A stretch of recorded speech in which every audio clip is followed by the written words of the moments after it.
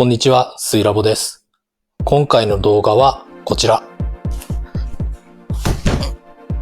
クリアリティのエンダー 3S1 Pro です。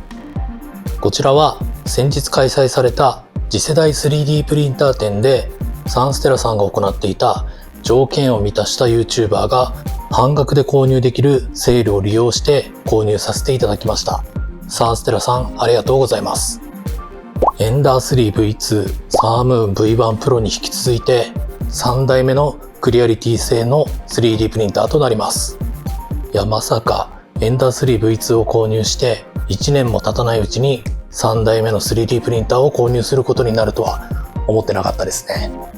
今回購入したエンダー 3S1 Pro はダイレクト式エクストルーダーとレベリングセンサーを標準搭載した次世代標準機とも言われるエンダー 3S1。これに高体温ノズル、PEI プラットフォーム、LED ライト、タッチディスプレイなどが追加されたモデルとなっています。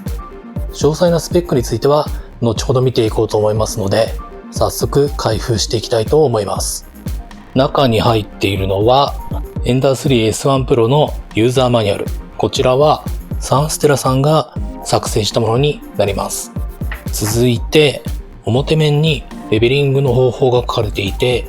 裏面に素材ごとの印刷条件が書かれた紙、ステッカーとエンダー 3S1 Pro のユーザーマニュアル。こちらはサンステラさんが作ったものではなくて、もともと入っているものでしょうか。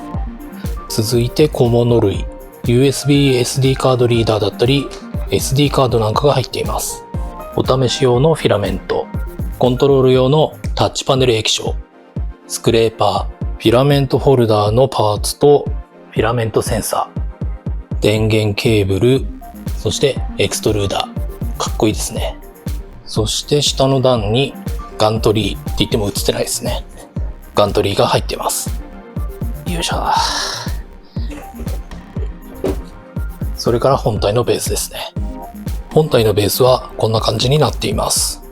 はい。今見ていただいた通り、半完成状態になっているので、組み立ても15分ぐらいでできてしまうみたいです。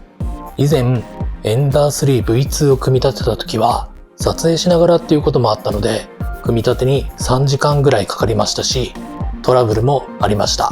その時の動画もありますので、よかったら見てみてください。ということで、早速マニュアルを見ながら組み立てていきたいと思います。それでは、こちらのサンステラさんが作成されたユーザーマニュアルを見ながら組み立てていきます。中はフルカラーで、こんな感じで写真なんかも載ってるんで分かりやすいですね。まず最初はガントリーにエクストルーダーを取り付けていきます。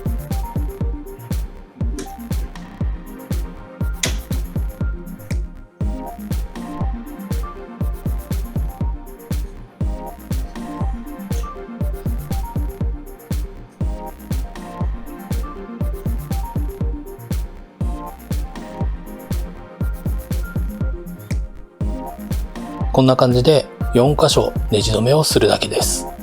ちなみに組み立てに使う工具も付属しています。続いてガントリーフレームをベースフレームに取り付けていくんですけれども、固定するにはベースフレームの底側からネジ止めをする必要があるみたいです。なのでこんな感じに机の端に持ってきてネジ止めをした方がいいかと思います。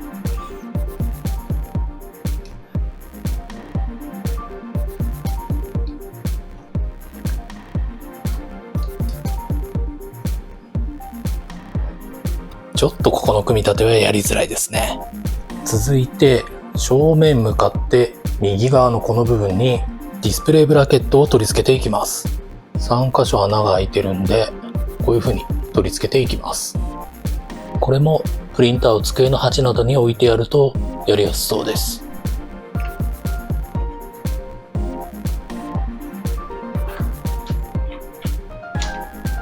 そしてガントリーフレームの一番上にフィラメントホルダー、こちらを取り付けたらおおよその組み立ては終わりです。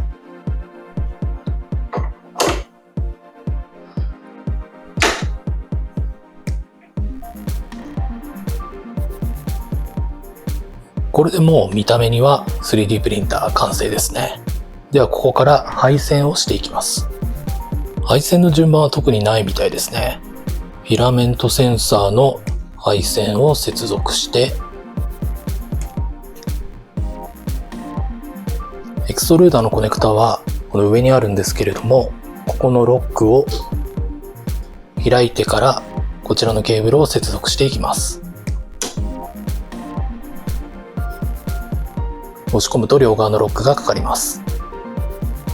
エクストルーダーのこの太いケーブルはこのコの字型のスリットに差し込んでおきます。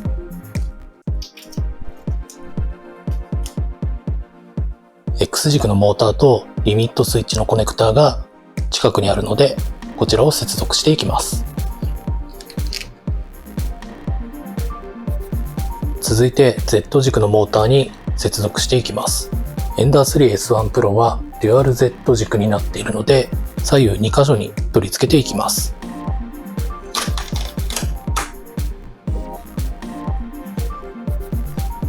裏から見て左側の Z 軸モーターはモーターの方にケーブルがついているので、こちらを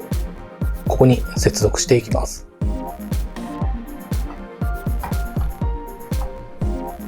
フィラメントセンサーと LED の電源ですかね。こちらのコネクターがこのガントリーにテープで固定されているので、こちらを剥がして先ほど Z 軸のケーブルを接続した隣に配線をしていきます。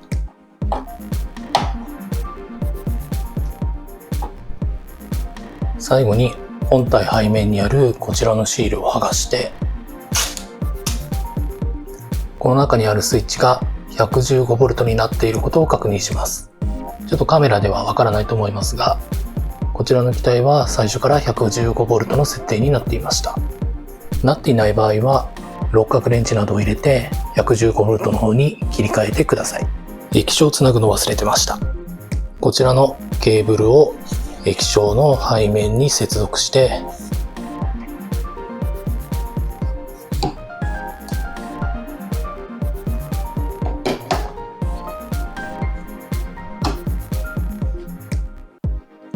こちらに取り付けます。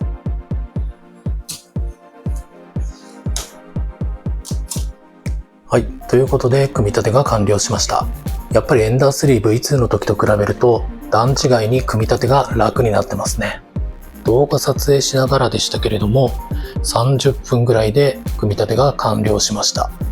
組み立てのハードルが高いところも初心者にとっては手を出しにくい部分だったりするので、これはいいですね。それではここで電源を入れてみようと思います。電源ケーブルは背面に接続しているんですが、電源のスイッチは側面になったんですね。それでは電源を入れていきます。電源オン。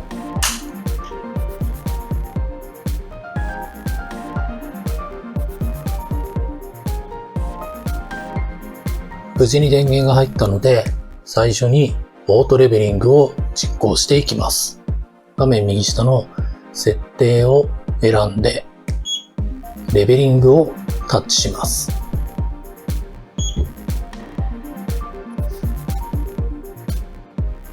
すると、このようにヘッドが降りてくるので、液晶パネルのスタートをタッチします。すると、このようにヘッドが動いていって、それぞれの場所でベッドの高さを測ってくれます。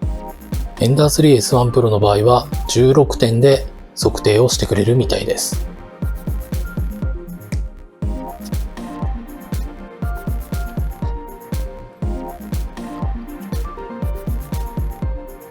オートレベリングが終わったら、ノズルの高さの調整を行います。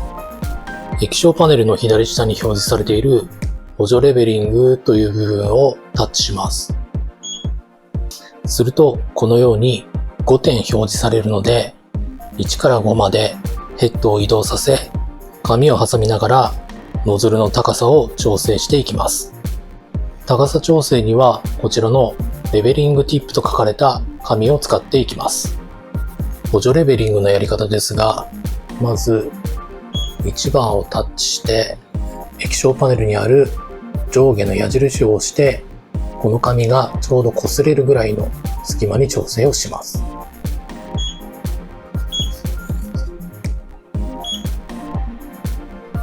続いて2番に移動し、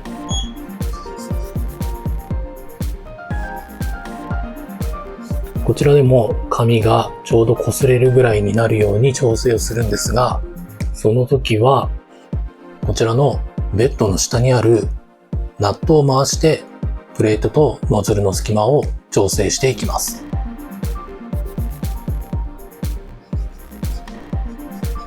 2番の調整が終わったら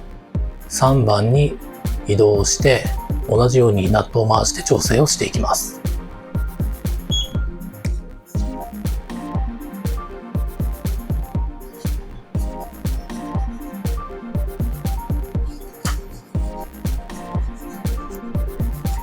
これを5番まで繰り返します。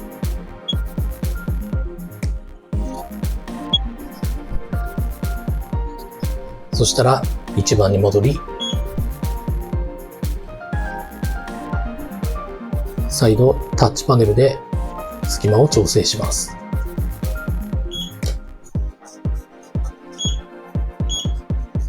再び2番に行き、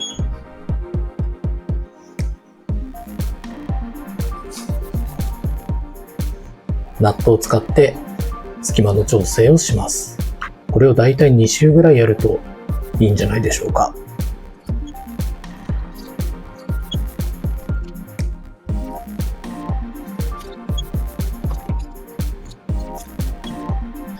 これで補助レベリングは終了です。続いていよいよ印刷していきます。レベリングが終わったので、印刷準備のためまずはフィラメントをセッティングしていきます。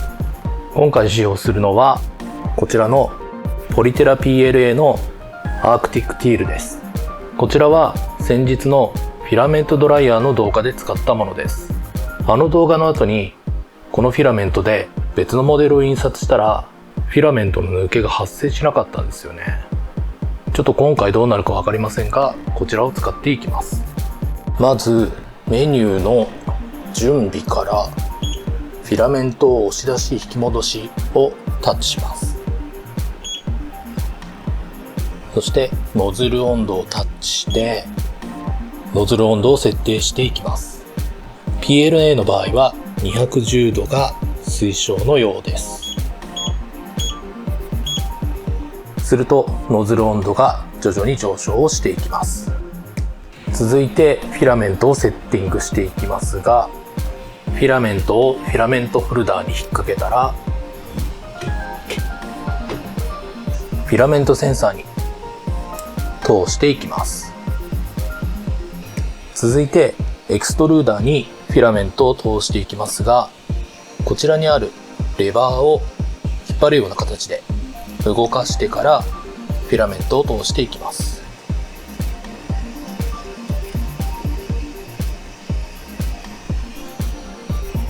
フィラメントをエクストルーダーにセットしたら、こちらのフィラメントを押し出しと書かれているところをタッチします。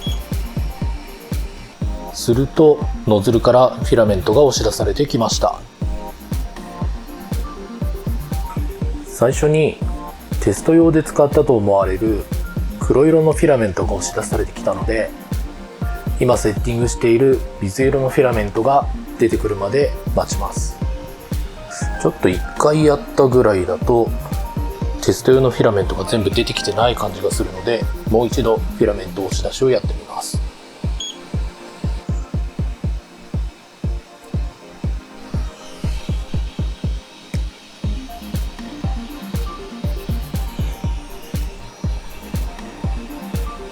今度は大丈夫そうですね。で、ちなみにフィラメント押し出しのところに入っている数値、この200っていうのなんですけれども、これはフィラメントを押し出す長さを表してるみたいなんですけれども、ちょっと単位がないので実際どのぐらい出てくるのかよくわからないですね。200のままだと結構な長さのフィラメントが押し出されます。ここはサームーン V1 Pro みたいにフィラメントが押し出されたら止めるボタンみたいのがあるといいですね。押し出す長さを0に設定してみましたが、止まらないですね。はい、やっと止まったんですけれども、ちょっと200のままだとこれぐらいフィラメント出てきちゃうので、ちょっともったいない感じがしますね。ノズルが温まっていれば、こちらのレバーを押した状態でフィラメントを手で押し込めばノズルからフィラメントが出てくるので、こちらでやった方がいいのかもしれないですね。それでは準備ができたので印刷をしていきます。今回はシンギバースで公開されているラズベリーパイ02のケースを印刷してみようと思います。概要欄にこちらのモデルのリンクを貼っておきます。またスライサーはサームーン V1 Pro についてきたクリアリティスライサー 4.8 を使用しましたが、その中にエンダー 3S1 Pro のプロファイルがあったので、そちらをそのまま使っています。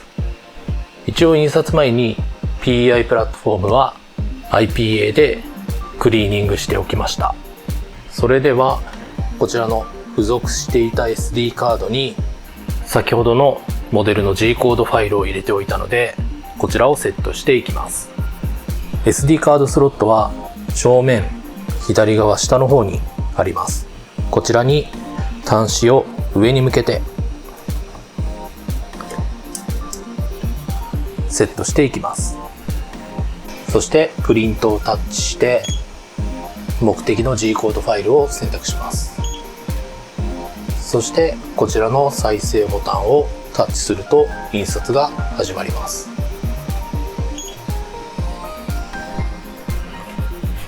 先ほどフィラメントをセッティングするときにノズル温度を上げていたので、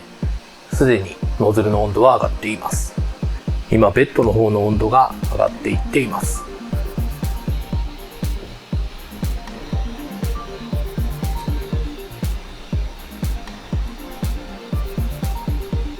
印刷が始まりました。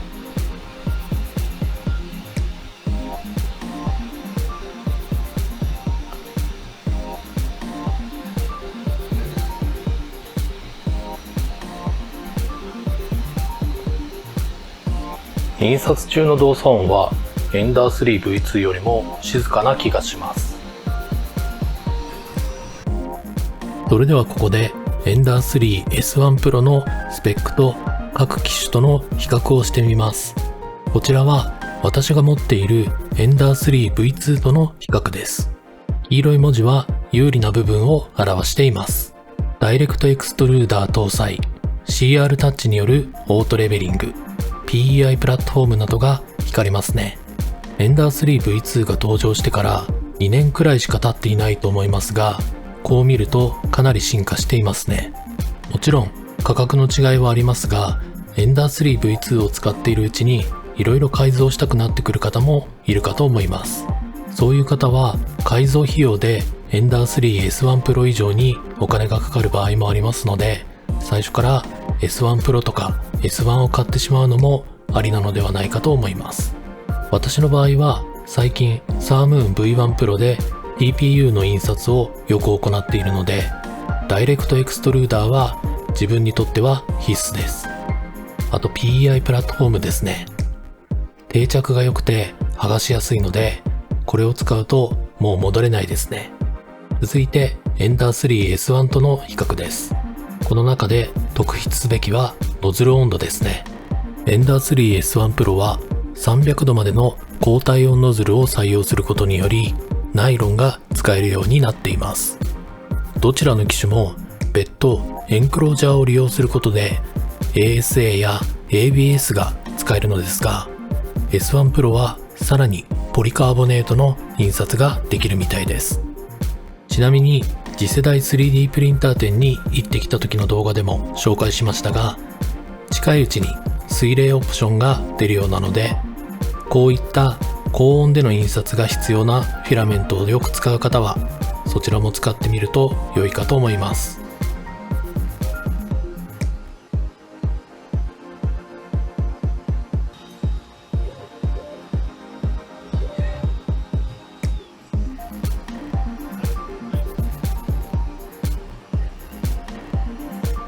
そんなこんなで印刷が終わりました。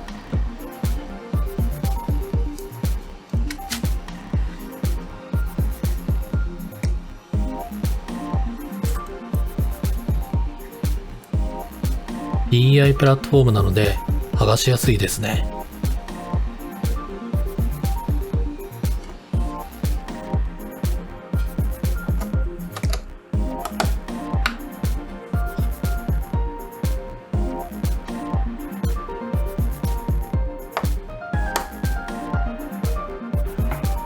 途中で紹介し忘れちゃったんですけれども、ここについている LED ライトは横にスイッチがついていて、これをオンにすると結構明るく光ってくれますね。というわけで Ender 3 S1 Pro の開封、セッティング、印刷までやってみました。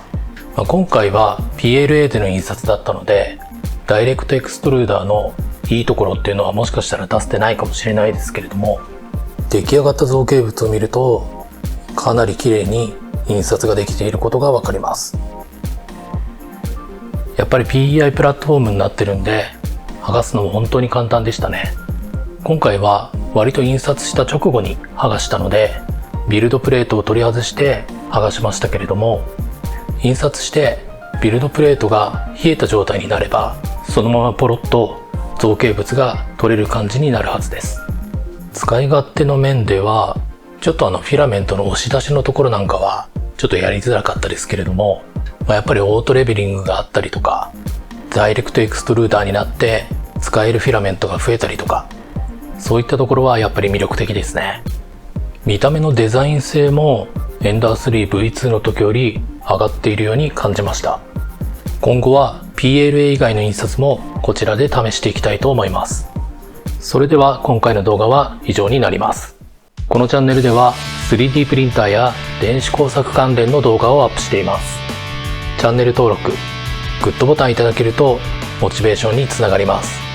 またコメントもお待ちしております。それでは次の動画でお会いしましょう。ありがとうございました。